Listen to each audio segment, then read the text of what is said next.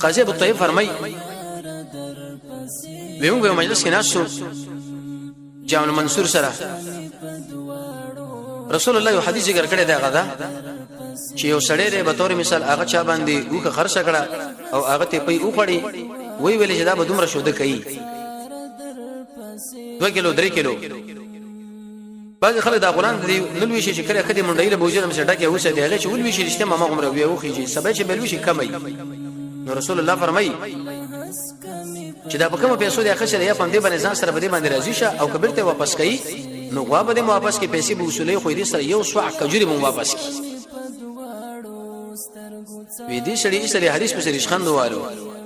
وې چې رښخند واره په پر چت نه عمر را پریوته دا سړی پر کې وسه پمنډه کې او دا خبره ورته کوله چې توبه وباسه وې دې سړي چې زماره توبه وې ایسه په دې وخت کې د عمر الله ورکی څه مطلب